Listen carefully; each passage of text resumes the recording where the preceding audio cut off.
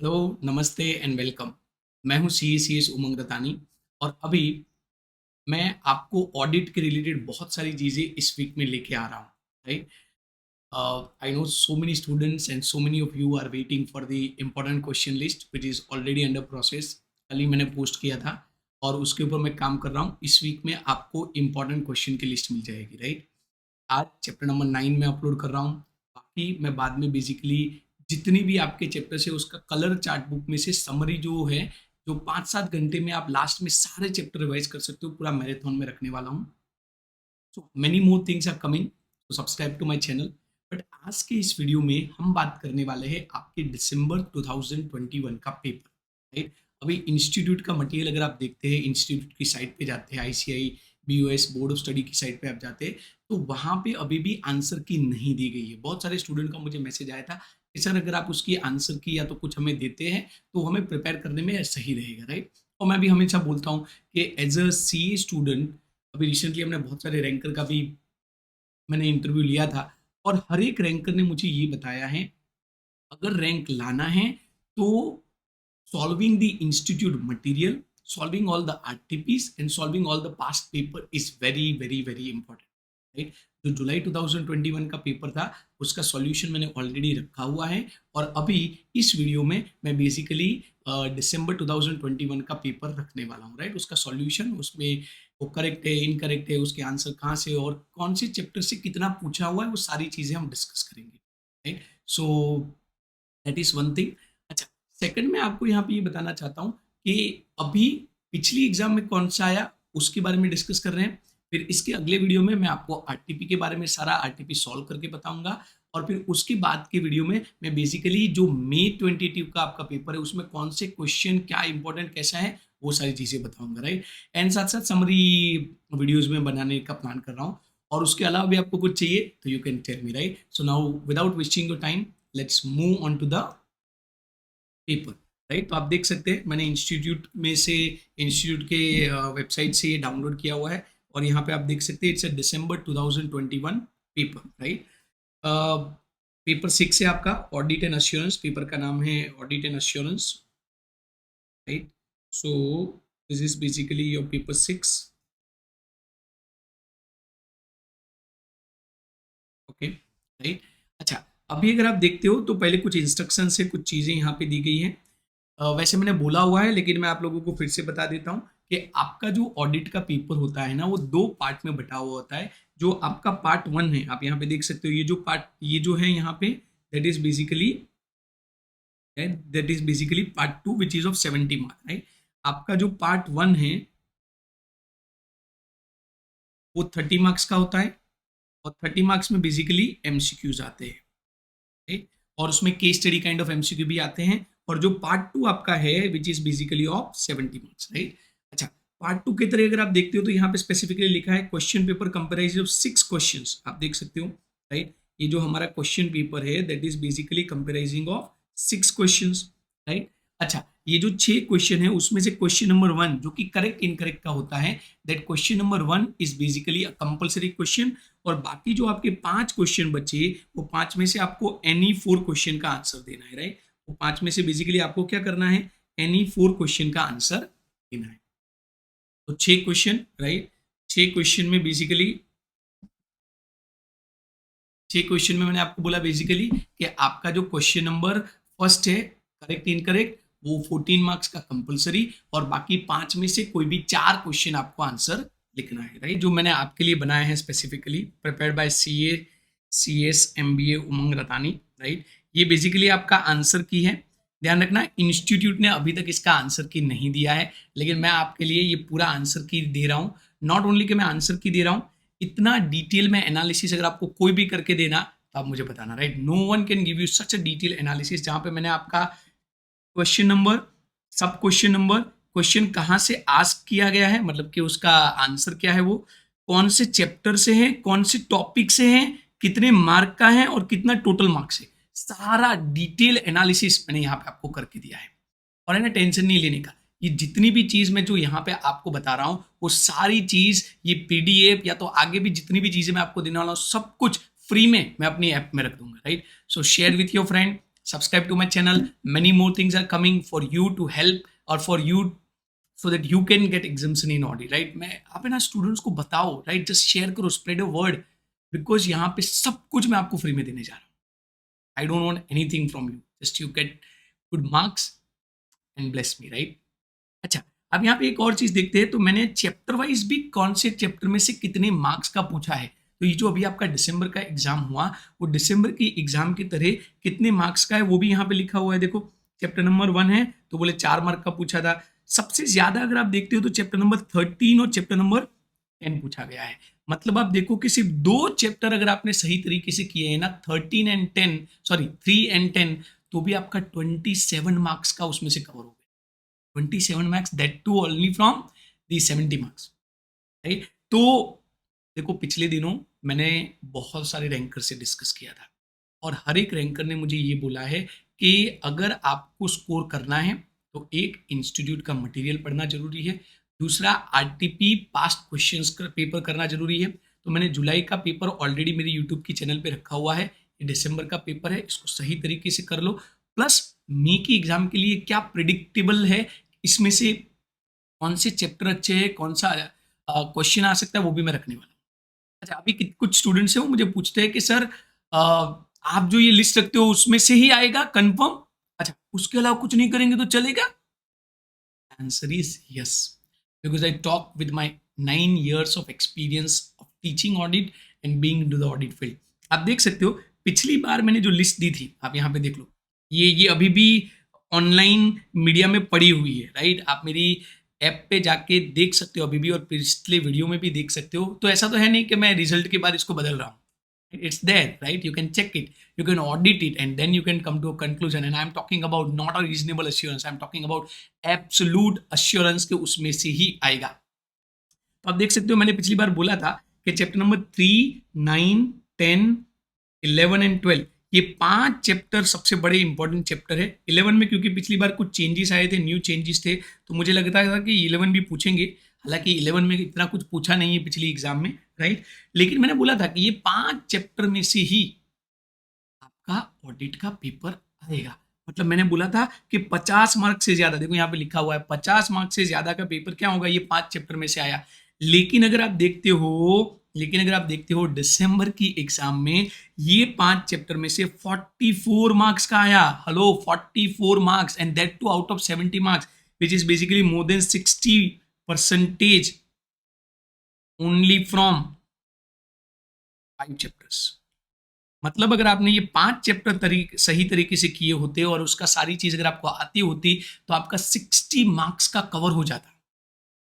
Isn't that amazing? Just do 5 good chapters. अच्छा, but ये तो दिसंबर के लिए मेरे प्रेडिक्शंस थे. अभी मई के लिए प्रेडिक्शंस में रखने वाला हूँ, right? So now let's move to the actual questions. अभी हम एक्चुअल क्वेश्चंस पे मूव कर रहे हैं. एक एक करके मैं आपको सारे एक्चुअल क्वेश्चंस दिखाऊंगा. सो अगर आप पार्ट 2 में आते हैं, राइट, और पार्ट 2 की तरह अगर हम डिस्कस करते हैं तो सबसे पहले क्वेश्चन नंबर 1 है, जो मैंने आपको बोला था कि ये जो क्वेश्चन नंबर 1 है वो कंपलसरी है, राइट? और उसके तरह आपको कोई 7 करेक्ट इनकरेक्ट के आंसर देने रहते हैं, राइट? तो टोटल 8 है, 8 में से कोई भी 7 के आप आंसर दो, 2 मार्क के हैं, तो 14 मार्क्स हो गए आपके, right? Every question is made up of 14 marks. 14 marks into 5 questions, that makes your 70 marks paper. That's your descriptive paper in audit paper number 6. अच्छा, पर ये अभी समझना, बहुत सारे स्टूडेंट मुझे पूछते रहते हैं कि सर इसमें आंसर कैसे लिखने का. अभी रिसेंटली एक स्टूडेंट ने मुझे ये बताया था, मतलब पेपर सेंड किया था, उसका जो पेपर कॉपी आया था वो मुझे सेंड किया था और उसके आंसर सही थे बट फिर भी मार्क्स नहीं मिले थे. नहीं, वो कंसर्न कि सर ये कैसे लिखने का. देखो, बड़े ध्यान से सुनना. एक तो आपको करेक्ट है कि इनकरेक्ट है वो लिखना है. दूसरा, जहां पे ज्यादातर स्टूडेंट मिस्टेक करते हैं कि आपको उसका रीजन देना है, आपको डिस्क्रिप्शन लिखना है कि why it is wrong, why it is right, even if it is right. कई बार स्टूडेंट मुझे पूछते, सर अगर सही है तो क्या लिखने का? सही है तो उसका बेस लिखो कि किसके बेस पे आपने बोला सही है. कुछ तो होना चाहिए, या तो कहीं स्टैंडर्ड में लिखा होगा, या तो कोई सेक्शन में लिखा होगा, या तो किसी ने जजमेंट दिया होगा.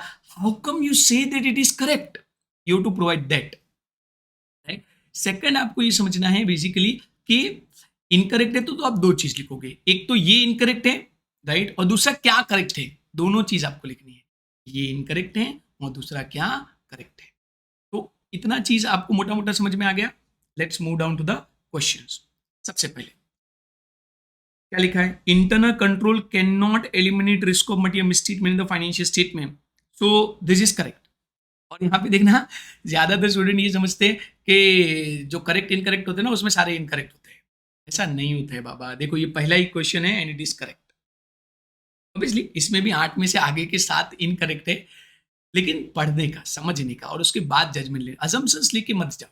Don't go into the exam with so many predefined notions, right, go sit there and see, right. अच्छा, अभी इसका रीजन क्या है, देखो मैंने यहाँ पे आपको आंसर शीट बताया है। मैं आंसर शीट में आपको बार बार इसलिए लेके जाऊंगा या तो दिखाऊंगा ताकि आप जब घर पे भी सॉल्व कर रहे हो तो आपको समझ में आ जाए। तो यहाँ पे मैंने इसका रीजन लिखा है और इसी तरीके से आप भी एग्जाम में लिख सकते हो। क्या लिखा है, internal control can reduce the risk but can not eliminate the risk, right. Just like audit, आपको समझना है कि इंटरनल कंट्रोल की भी इनहेरेंट लिमिटेशन है, राइट। तो internal control can provide a reasonable assurance but not the absolute assurance, so it can reduce the risk but cannot eliminate the risk। और वही इन्होंने बोला है, that's what they said, right, कि it cannot eliminate, so if they say it cannot eliminate तो it means it's correct, इसका मतलब वो सही है। चलो दूसरे क्वेश्चन पे जाते हैं, सेकंड क्वेश्चन पे जाते हैं। when profit before tax of the from continuing operation is non volatile the other benchmark will be appropriate। तो पहले तो ये समझो बेंचमार्क की बात कहाँ पे आई, चैप्टर नंबर 2 में आपके, उसमें एक टॉपिक है मटीरियलिटी, और वो मटीरियलिटी को सिलेक्ट करने की तरह हम बेंचमार्क का कंसेप्ट यूज करते हैं। अभी इस टॉपिक में आप बेंचमार्क की तरह फैक्टर्स अफेक्टिंग बेंचमार्क में जाते हो तो चौथे नंबर का जो फैक्टर है वो है वॉलेटिलिटी, और वो चौथे नंबर का फैक्टर ये बोलता है, जो आप यहाँ पे देख सकते हो, मैंने यहाँ पे लिखा भी है, so in a way it's incorrect, right. क्या है, if the volatility is high then the other benchmark should be taken. अगर वॉलेटिलिटी हाई है, अगर चीजें बहुत ज्यादा जल्दी चेंज हो रही है, then you take other benchmark. लेकिन यहां पे क्या लिखा है, इस क्वेश्चन में अगर आप आते हैं तो क्या लिखा है, क्वेश्चन में ये लिखा है कि profit before tax from continuing operation is non volatile. Hello, volatile है तो क्या करो, other benchmark low, but this is non volatile. अच्छा मुझे बताओ, अगर ये नॉन वॉलेटाइल है तो अदर बेंचमार्क लेने की जरूरत है नहीं, right, then you don't require other benchmark. Regular जो आपने बेंचमार्क लिया है उसी से आप काम चला सकते हो। चलिए थर्ड पे जाते हैं। थर्ड क्वेश्चन में ये लोग बोलते हैं when inventory under the custody and control of third party. अच्छा, inventory under the custody and control of third party, मैंने इसको आईएमपी क्वेश्चन बोला हुआ था, राइट। तो अगर आप देखते हो तो ये बेसिकली आपका एसए 501 है, इन्वेंट्री के बारे में ऐसे 501 में बात की गई है। तो देखो ये रेफरेंसिंग करना है आपको, इसके मार्क्स मिलेंगे आपको, राइट। क्या लिखा है, आगे पढ़ते हैं। Condition inventory by taking return representation, बोले इन्वेंट्री को वेरीफाई करने के लिए रिटर्न रिप्रेजेंटेशन, बिल्कुल इनकरेक्ट, बिल्कुल इनकरेक्ट। SA 501 स्पेसिफिकली ये बताता है कि if the inventory which is material to the financial statement is in the control of the third party, तो ऑडिटर के तरह आप या तो वहां पे जाके विजिट करोगे और या तो फिर आप क्या करोगे, बेसिकली आप उस पार्टी का एक्सटर्नल कंफर्मेशन लोगे। In any way management representation लेने की तो बात ही नहीं है। ये लोग बोलते हैं मैनेजमेंट रिप्रेजेंटेशन ले लो चलेगा, so obviously this is incorrect. चौथे क्वेश्चन में जाते हैं, right, so while auditing the books of account of ABC Limited, the audit of the company looked at the inventory continuing process to obtain the audit evidence. In the present case, procedure used by the auditor is known as inspection। देखो क्या लिखा है, looked at, देखने को inspection थोड़ी बोलेंगे बाबा। कितना अच्छा क्वेश्चन है, मतलब मजा आ जाए ऐसे क्वेश्चन आए तो, राइट। जब हम कोई चीज को देख के चेक करते हैं तब हम उसको टेक्निकल लैंग्वेज में ऑब्जर्वेशन बोलते हैं। क्या बोलते हैं, observation, it is not inspection. अभी आपको, अभी समझो समझो समझो, जब आप इसका आंसर लिख रहे हो तो you can write answer in both of the way. इधर यू कैन राइट कि looking at it is observation, और यू कैन राइट कि what is inspection, so like checking with the documents, that's a inspection. Anyway it's क्या है, correct है, right. तो दोनों ही तरीके से ये चीज सही है। अब हमारे आंसर की में भी देख सकते हो, मैंने इसको लिखा है उसी तरीके से, राइट। तो आप अगर सी पॉइंट पढ़ते हो, डी पॉइंट पढ़ते हो, देखो क्या लिखा है, looking at the inventory is observation and not inspection. आप इसमें चाहो तो एक और पॉइंट ऐड कर सकते हो कि इंस्पेक्शन इज दिस। 2 मार्क है ना बाबा, 2 लाइन लिखो ना, क्या प्रॉब्लम है। स्टूडेंट को लगता है कि नहीं लिखेंगे तो चलेगा ना, ना लिखो, write down where it is necessary and what is true. चलिए आगे बढ़ते हैं, 5वें क्वेश्चन पे जाते हैं। Statistical sampling being more scientific and without personal bias will always, जहाँ पे ऑलवेज, मस्ट, ये सारी बातें आए ना, तो एक बार रीथिंक कर लेने का, ज़्यादातर वो इनकरेक्ट होता है। इंस्टीट्यूट बोलता है कि ऑडिटर की तरह हम स्टेटिस्टिकल सैम्पलिंग ले सकते हैं और इवन नॉन स्टेटिस्टिकल सैम्पलिंग ले सकते हैं। Statistical sampling is advisable but it should always appropriate, ऐसा नहीं, ऑलवेज वर्ड गलत है, राइट। तो आप यहाँ पे भी लिखोगे कि इट इज इनकरेक्ट। 139(5) है, तो सेक्शन 139 अपॉइंटमेंट के बारे में है। Sub section 5 basically central government के ऑडिटर के सीएजी के अपॉइंटमेंट की बात है। तो यहाँ पे लिखा है बोर्ड ऑफ डायरेक्टर, पहले तो ये गलत है, राइट। और दूसरा लिखा है 60 डेज है, क्योंकि यहाँ पे लिखा है in case of the company board of director appoint the subsequent auditor, right. तो सबसीक्वेंट ऑडिटर का अपॉइंटमेंट पहला तो सीएजी करते हैं और दूसरा तो 180 डेज में करते हैं, तो दोनों गलत है। अब यहाँ पे देखो, कुछ अगर आपने सिंपली ये लिखा है कि नहीं नहीं सब्सिक्वेंट ऑडिटर का अपॉइंटमेंट तो है ना सीएजी करते हैं, बोर्ड नहीं करता है, तो आपका आंसर अधूरा है, right. That may be the reason उन्होंने आपको पूरे मार्क्स नहीं दिए। आपको दोनों चीज यहाँ पे लिखनी पड़ेगी कि एक तो ये बोर्ड नहीं करता है, दूसरा ये 60 दिन में नहीं करता है, ये 180 दिन में करता है, right. So that is the second part of it. चलिए नेक्स्ट में जाते हैं। Auditor has to disclose the impact if any of a pending litigation on the financial statement of the auditor. ये बड़ा ट्रिकी है, राइट। अगेन 501 है। 501 बोलता है कि जो भी लिटिगेशन है उसके बारे में आपको डिस्क्लोजर करना है, but not all the disclosure needs to be disclose in auditor's report. Hello, only the material disclosure और लिटिगेशंस। देखो आप आंसर शीट को आओ, देखो यहाँ पे मैंने क्या लिखा है, right. Disclose only the material litigation and not all. तो जो क्वेश्चन आपको कहीं ना कहीं जो डायरेक्ट कर रहा है वो बोल रहा है कि भाई सारे लिटिगेशन के ऊपर रिपोर्ट करना है, नहीं ऐसा नहीं होता है। जो मटेरियल लिटिगेशन है उसी के ऊपर आपको क्या करना है, रिपोर्टिंग। चलिए आगे पढ़ते हैं। फाइनल क्वेश्चन है, लास्ट क्वेश्चन है हमारा। Reporting of 150 lakh by the auditor done with in the 3 days of the fraud committing knowledge. तो पहले तो रेफरेंस दो, ऐसा कुछ है तो पहले ऊपर हेडिंग लगाओ इट इज इनकरेक्ट, फिर हेडिंग लगाने के बाद रेफरेंस दो। सेक्शन 143 सब सेक्शन 12 जो है वो fraud reporting to the central government की बात करता है। मैं यहाँ पे सिंपल लिख रहा हूँ, आप पूरी लाइन लिखना, right. Fraud reporting to the central government की बात करता है। अच्छा, इस सेक्शन के तरह जैसे ही ऑडिटर के नॉलेज में आता है, वो नॉलेज के उसको पता चलने के 48 आवर्स माने कि 2 दिन में बताना है, जबकि यहाँ पे क्या लिखा है, राइट, 3 days, तो ये गलत है। So in a way it is incorrect.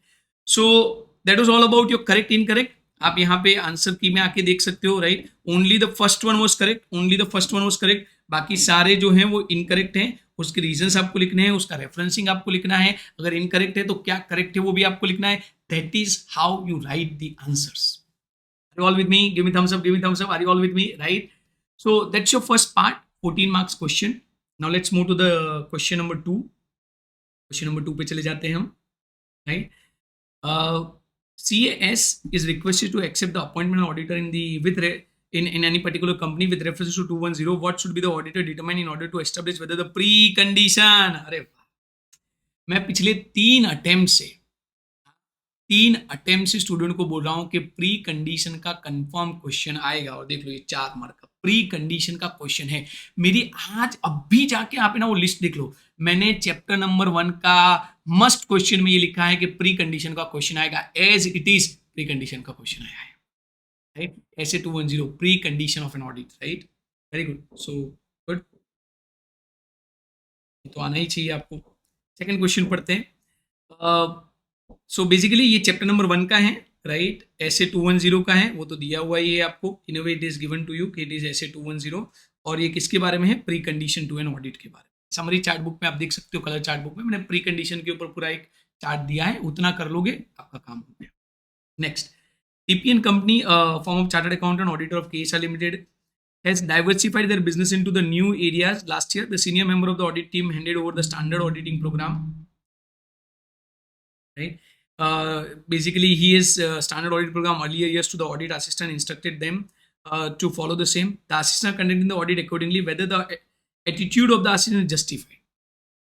Chapter number 2 में ऑडिट प्रोग्राम में मैंने ये क्वेश्चन भी आया है, और मैंने बोला था कि मैं ना यहाँ पे एक टैगलाइन भी स्टूडेंट्स को बताता था, क्या बताता पता है, कि standard audit programme is permissible but single audit programme is not permissible, right. तो यहाँ पे क्या लिखा है कि the senior member of the audit team handed over the standard audit programme the earlier years to the audit assistant and instructed them to follow the same.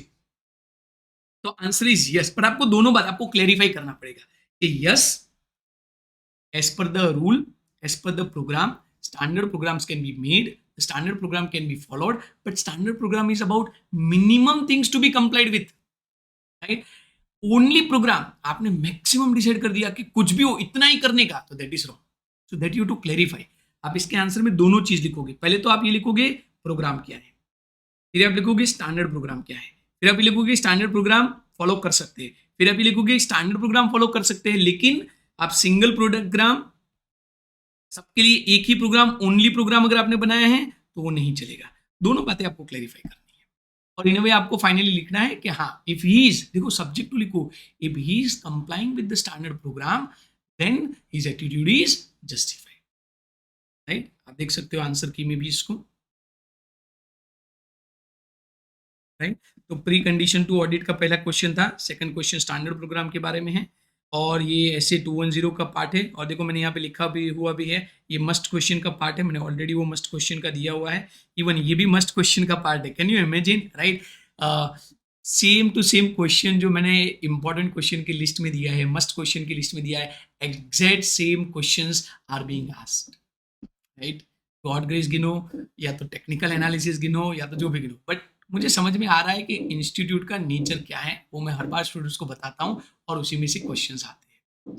चलिए आगे बढ़ते हैं, क्वेश्चन 2 के सी पे जाते हैं। With reference to 530 audit sampling explain briefly the following factors that auditor may consider by determining the sample size of the test of detail, right? तो sample size के लिए वैसे बहुत सारे फैक्टर्स हैं, लेकिन उन्होंने आपको स्पेसिफिकली 2 फैक्टर पीछे, desired level of assurance and stratification of the population. देखो टीओडी के लिए जब मैं डिजायर्ड लेवल ऑफ एश्योरेंस की बात करता हूँ, अगर आपको डिजायर्ड लेवल ऑफ एश्योरेंस ज्यादा है तो आप सैंपल साइज ज्यादा लोगे, क्योंकि अगर देखो आपको रैंक लाना है तो मेहनत ज्यादा करोगे ना। तो ये सेम में डिजायर्ड लेवल ऑफ एश्योरेंस ज्यादा है तो आप क्या करोगे, सैंपल साइज आपका क्या होगा, बड़ा होगा, right? So there is a direct relationship. Same way अगर स्ट्रेटिफिकेशन पॉसिबल है, if you do stratification in a proper way, तो आपका ओवरऑल सैंपल साइज कम हो जाता है। There is an indirect relationship, right? सो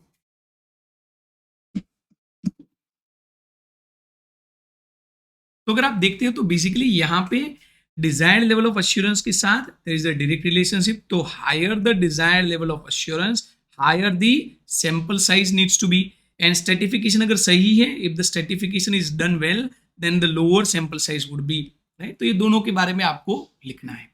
चलिए डी क्वेश्चन पढ़ते हैं। When the business operate in more automated environment, we're likely to see several business function and activities happening within the system. List down the business function and activity happening within the system. तो ये जो है ना वो benefits of business है, right? आपके obviously chapter number 6 है ये, this is chapter number 6। Chapter number 6 में एक टॉपिक है आपका जो बेसिकली बताता है कि like relevance of IT in an audit, right? तो मैं स्टूडेंट्स को हमेशा ये जब बताता हूँ ना, relevance of IT in an audit, IT और ऑडिट का क्या रिलेवेंस है उसके ऊपर एक पूरा क्वेश्चन है, राइट? और ये relevance of IT in audit का जो क्वेश्चन है उसकी तरह सबसे पहले मतलब 4 मेजर पॉइंट है कि क्यों आईटी रिलेवेंट है। 4 में से एक पॉइंट है बेनिफिट्स ऑफ आईटी, कि भाई आईटी जो है उससे बेनिफिट है, और वो बेनिफिट में कुछ बेनिफिट ऐसे हैं कि आपकी सारी चीजें ऑटोमेट हो जाती है। चैप्टर 6 उसमें भी रिलेवेंस, उसमें भी बेनिफिट, और वो बेनिफिट वाला क्वेश्चन आपको यहाँ पे पूछा है, इनडायरेक्टली पूछा है। ऑब्वियसली वो लोग सीधा नहीं पूछेंगे कि benefits of IT, but they say that when IT system is there many things get automated, that's a benefit, and because that gets automated business people employ the IT, because they employ the IT as a auditor मेरे को उसको check करना क्या हो जाता है, relevant हो जाता है। ओके, क्वेश्चन 3 पे चले जाते हैं। तो आप देखिए क्वेश्चन नंबर 2 जो हमारा था उसमें 4 अलग अलग चैप्टर थे, राइट? ऐसे 210 से पूछा है, चैप्टर नंबर 1 था, चैप्टर नंबर 2 पूछा है, चैप्टर नंबर 7 सैम्पलिंग पूछा है, राइट? और ये चैप्टर नंबर 6 है आपका, राइट? एनालिटिकल प्रोसीजर नहीं है, ये चैप्टर नंबर 6 है, benefits of automated environment, right? So that is your chapter number 6। चलिए आगे बढ़ते हैं, क्वेश्चन नंबर 3 पे चले जाते हैं। Mr. K is reappointed an auditor of the B Limited. He wants to reconfirm certain matters and ask the under management written representation of the same. Under what circumstances can auditor ask the management to reconfirm its acknowledgement and understanding of the responsibility of the written representation? ज्यादातर आपका जो question number 3 है ना, वो chapter number 3 में से आता है। और ऐसे 580 है जो बेसिकली रिटर्न रिप्रेजेंटेशन के बारे में डिस्कस करता है, राइट। तो बेसिकली ये आपका ऐसे 580 है, और रिटर्न रिप्रेजेंटेशन कब लेने के उसके बारे में बात है, राइट। और ये एक्नॉलेजमेंट के ऊपर पूरा इंस्टीट्यूट के मटेरियल में एक टॉपिक है, directly from the institute material पूछा है यहाँ। मैं इसलिए स्टूडेंट को बोलता हूँ, अगर आपने इंस्टीट्यूट का मटेरियल प्रॉपर तरीके से नहीं पढ़ा है तो it is very difficult, right. आपके लिए बहुत डिफिकल्ट हो सकता है। मेक श्योर आप इंस्टीट्यूट के मटेरियल की लाइन बाय लाइन पढ़ रहे हैं। इसके बाद में एक वीडियो बना रहा हूँ जिसमें आप स्टडी प्लान कैसे करोगे, मटेरियल को कैसे पढ़ोगे, कब पढ़ना चाहिए, सारी चीज़ें मैं डिस्कस करूंगा along with the important question list. But in a way it is from ऐसे 580 institute material and acknowledgement and taking return representation in case of a. चलिए दूसरे क्वेश्चन पे जाते हैं। सो this is your chapter number 3। CAR is a statutory auditor of PQRS. Basically, QRS Limited, while performing the testing of the auditor during the year, he wanted to verify all property, plant and equipment are in the name of the entity PPE. जैसे PPE की बात है, कौन सा हो गया? Chapter number 9, audit of items of financial statement, right. और ये चैप्टर नंबर 9 की तरह आपको स्पेसिफिकली क्या पूछा है? Are in the name of the company, मतलब कि ओनरशिप वाला, राइट। ओनरशिप के बारे में पूछा है, right. So that is the particular assertion that you are talking about. आप यहाँ पे देख सकते हो, मैंने यहाँ पे लिखा हुआ भी है, right. Assertion of ownership, audit of property plant equipment, and in that also it's about the assertion of ownership. Okay, उसके बाद अगर आप आते हो, if you come down, right, तो ये चैप्टर नंबर 9 है आपका, राइट। प्रॉपर्टी प्लांट इक्विपमेंट के बारे में आपको पूछा गया है। नेक्स्ट क्वेश्चन पे जाते हैं। For all additions to the land building in particular the auditor desires to have corrective evidence of ownership. Okay, again ownership के बारे में पूछा गया है आपको। तो वो सेम क्वेश्चन के 3 पॉइंट्स में आपको पूछा गया है ये क्वेश्चन। हम सी पॉइंट पे जाते हैं, right. Let's go to the C point. Profit and loss account of an organization shows various types of expense like rent, power, fuel, repair, maintenance, insurance. अभी जस्ट मैंने कल ही चैप्टर नंबर 9 का detail में assertion wise, item wise, right, उसको एक बार देख लीजिए। Chapter number 9 आपका क्लियर हो जाएगा।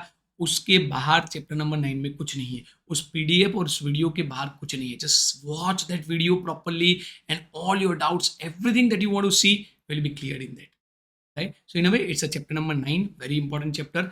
7 मार्क को क्वेश्चन इसमें से आपको आ गए।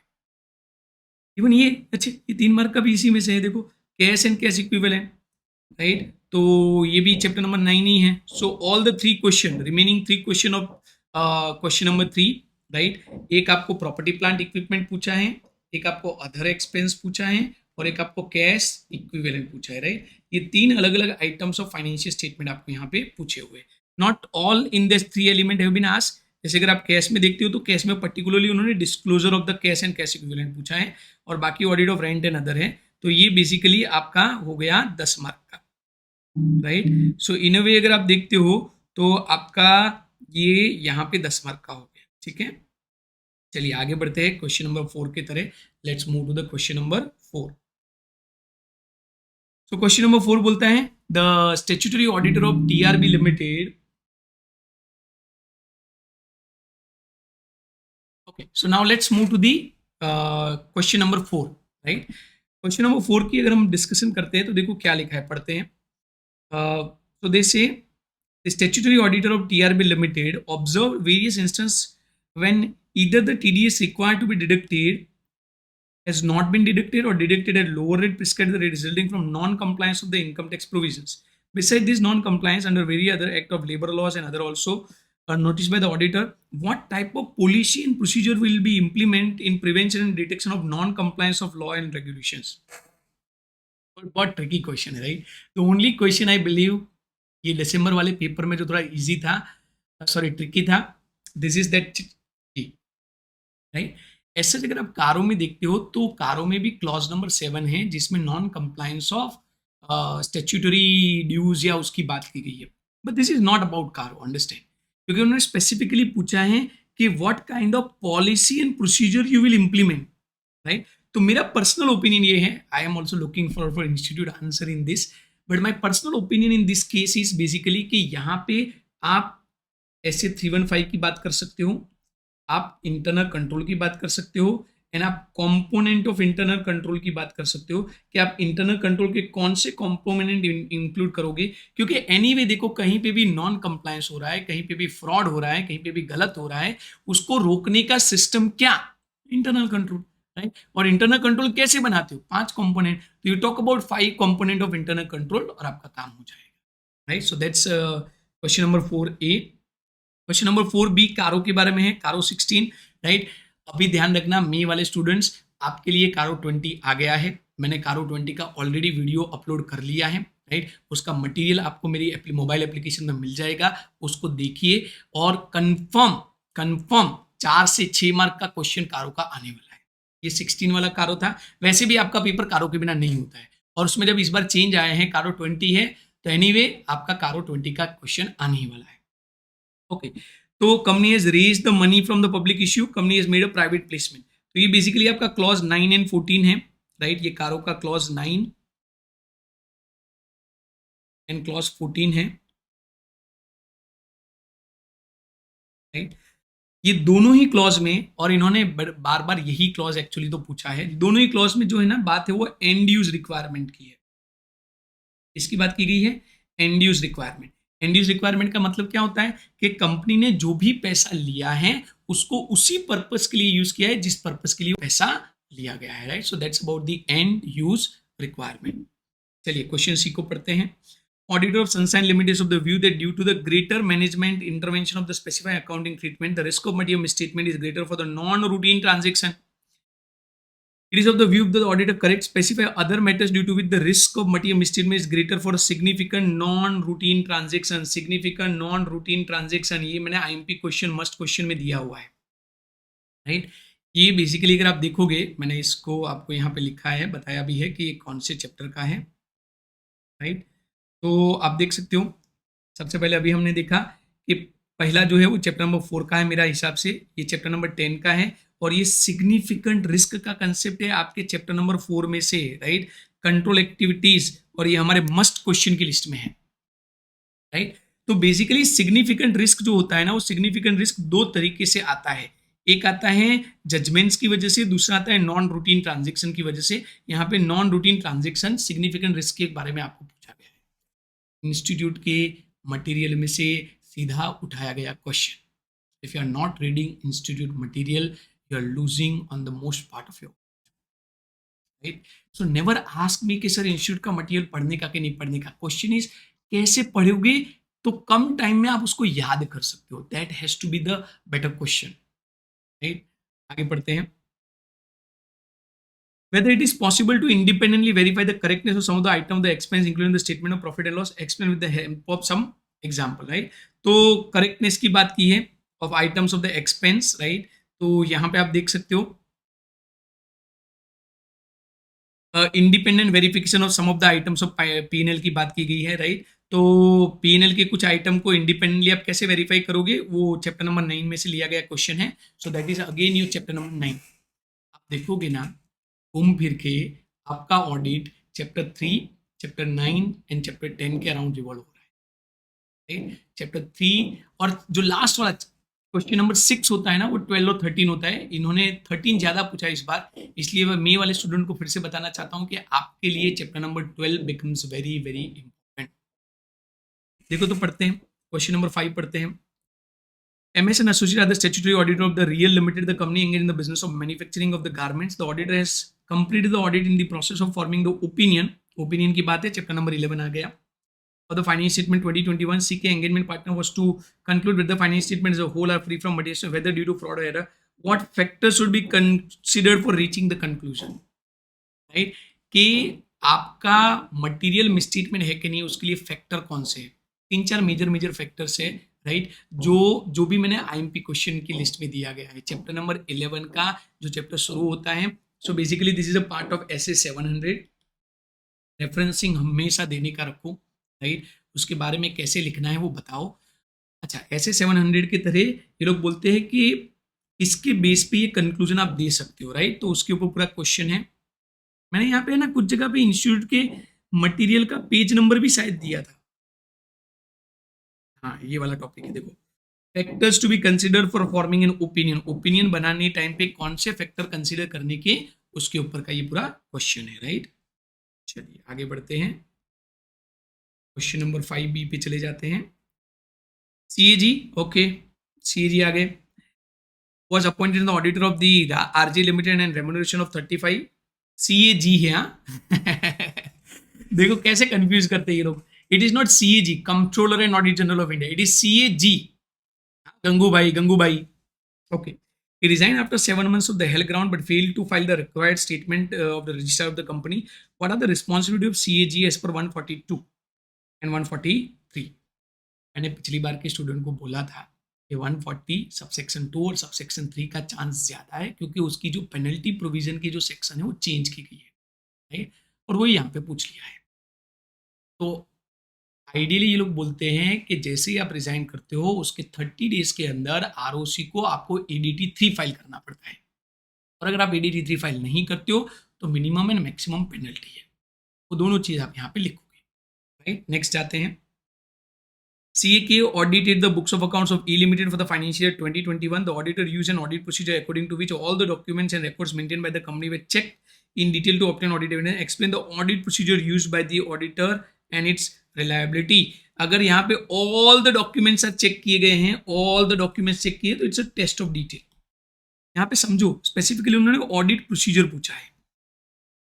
ऑडिटर की तरह हमारे पास 3 मेजर ऑडिट प्रोसीजर है। एक है रिस्क असेसमेंट प्रोसीजर, जहाँ पे मैं रिस्क आइडेंटिफाई करता हूँ और असेस करता हूँ। रिस्क के बेस पे मैं फर्दर ऑडिट प्रोसीजर करता हूँ। मैं हमेशा स्टूडेंट को ये बताता हूँ कि जब मैं ऑडिट प्रोसीजर की बात करता हूँ, right, so when I talk about the audit procedure, when I talk about the audit procedure are made of 2 things, right? One is a risk assessment procedure जिसके ऊपर आपका पूरा SA 315 है, और दूसरा जो आपका है that is basically further audit procedure जिसके ऊपर आपका SA 330 है, राइट। अच्छा, ये जो SA 330 है उसको भी हम फर्दर 2 पार्ट में डिवाइड करते हैं। कौन से 2 पार्ट में डिवाइड करते हैं?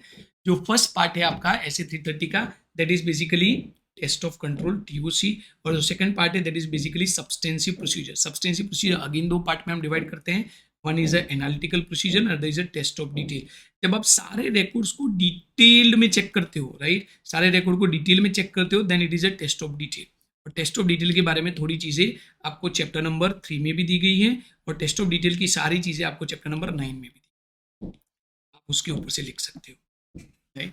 So anyway it's a question with respect to your test of detail.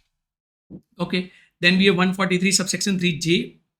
Auditor shall include other matter as may prescribed rule 11 of the Companies Act. Discuss those other matter. तो मैंने यहाँ पे 143 subsection 3 duty to report वाले को वैसे भी IMP करवाया था लास्ट टाइम पे, राइट, और उसी में से क्वेश्चन आया है जहाँ पे आपको अदर कौन सी मैटर्स को रिपोर्ट करना है उसके ऊपर का क्वेश्चन है। अगेन चैप्टर नंबर 10, देखिए चैप्टर नंबर 10 ही घूम रहा है, right? If you will see it properly, it's chapter number 10 only which is revolving here and there. Next आगे बढ़ते हैं। लास्ट आपका क्वेश्चन है। अब इन्होंने एक अच्छी चीज की है, ये जो क्वेश्चन नंबर 6 है ना, उसमें ए के और में 1 and 2, मतलब अगर आपको एक एडिशनल ऑप्शन दिया है in short, right, it's good thing. पढ़ते हैं। CAR, a statutory auditor of Mr. P, is a cost auditor of DEF Limited. The company engaged in the production of 1.25 crore done by the senior manager of the company. Immediately informed the committee. Before the R was aware of the fraud, state the duty of R. तो ये 143.12 है reporting, right. 143.12 आपके chapter number 5 का भी part है, 143.12 आपके chapter number 10 का भी पार्ट है, right. In a way duty to report fraud to central government है। इसका बड़ा अच्छा सा चार्ट मैंने बनाया हुआ है, उतना चार्ट कर लो आपका काम हो गया। अच्छा, उसके सामने local fund audit wing of the state government is appointed you as the audit of the local body. तो यहाँ पे ऑडिट ऑफ लोकल बॉडी है चैप्टर नंबर 30। इंस्टीट्यूट के मटेरियल में से सीधा 5-7 पॉइंट लिख दो, ऑडिट ऑफ लोकल बॉडी, आपका काम खत्म हो गया, राइट। फिर यहाँ पे ऑडिट ऑफ ड्राइंग पावर पूछा गया है, आप देख सकते हो audit of drawing power, chapter number 12 का one of the important question, that is audit of drawing power. Then in case of government audit account stores of inventory, stores and inventory पूछा गया है CAG की duty की तरह। And CAA is upon audit of the charitable institution, right. तो बड़े अच्छे अच्छे क्वेश्चंस पूछे गए थे, right. It is very good chapter. आप यहाँ पे इसका एनालिसिस वाला पार्ट भी देख सकते हो, right. So that's all about your chapter number, sorry that's all about your December 2021 paper, right. अभी मैं ना अगले कुछ दिनों में आपका RTP सॉल्व करने वाला हूँ, इंपॉर्टेंट क्वेश्चन की लिस्ट देने वाला हूँ, और अगर मुझे बहुत सारे कमेंट्स आते हैं और आप लोग रिक्वेस्ट करते हो, मैं पूरा 1 से 13 चैप्टर का पूरा रिवीजन सीरीज जो है वो यहाँ पे रखने वाला, right? Do tell me no, do let me know if you want to have that or not, right? This is all about today. Thank you. Namaste.